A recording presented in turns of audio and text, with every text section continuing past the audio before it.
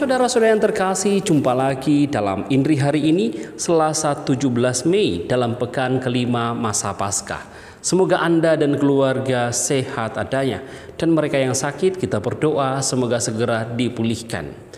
Injil yang akan kita renungkan pada hari ini dari Injil Yohanes bab 14 ayat 27 sampai 31a. Dalam amanat perpisahannya, Yesus berkata kepada murid-muridnya, "Damai sejahtera aku tinggalkan bagimu, damai sejahtera aku kuberikan kepadamu.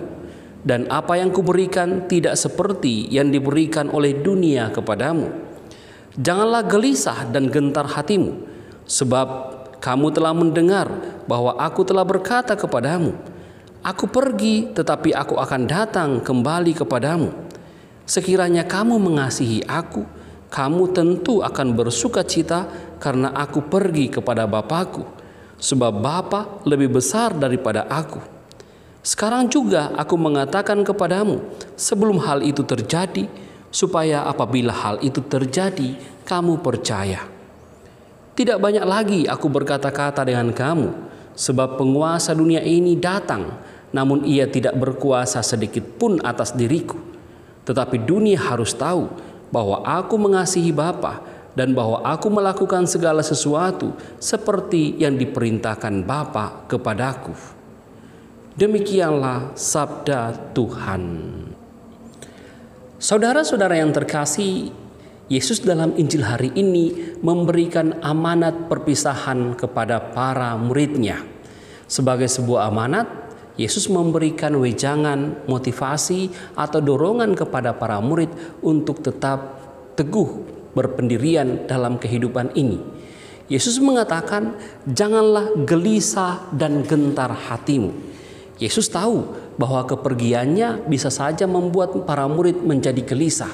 Mereka yang berharap Yesus menjadi raja, tetapi kematiannya membuat mereka menjadi gelisah, kehilangan harapan.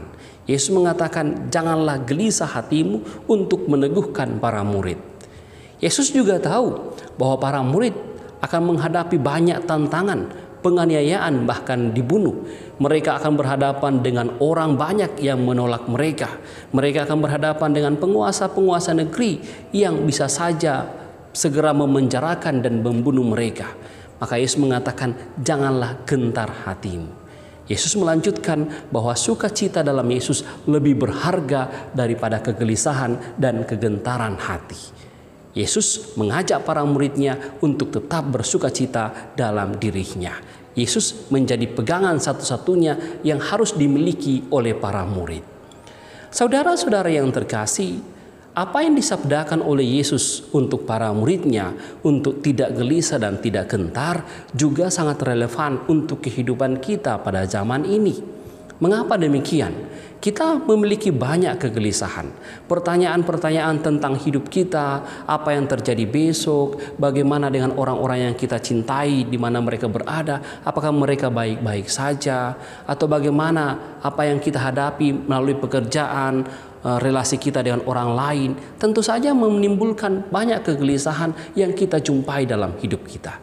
Yesus dengan Injilnya hari ini memberikan sebuah jalan harapan yang benar untuk kita, bahwa hanya di dalam Dia kegelisahan kita itu bisa teratasi. Kita hanya perlu menyerahkan semuanya kepada Yesus.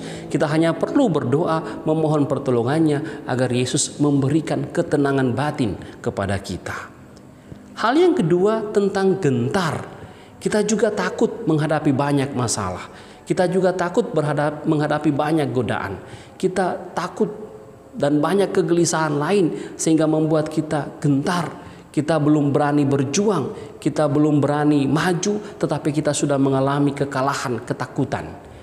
Yesus menunjukkan sebuah firman yang diberikan kepada kita zaman ini, bahwa hanya dalam Dia kita menjadi kuat, kita menjadi berani. Kalau kita berada di tangan Tuhan, siapa yang dapat kita takuti?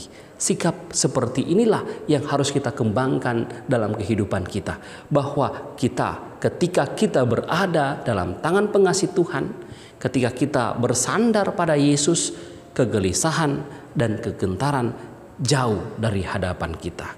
Sikap seperti inilah sebagai murid Kristus yang kita kembangkan dalam hidup ini.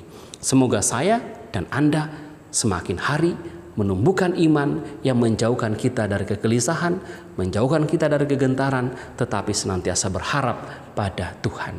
Tuhan Yesus memberkati kita. Amin. Mari kita mohon berkat Tuhan. Tuhan bersamamu dan bersama rohmu. Semoga saudara sekalian diberkati oleh Allah yang Maha Kuasa, Bapa, Putra, dan Roh Kudus. Amin.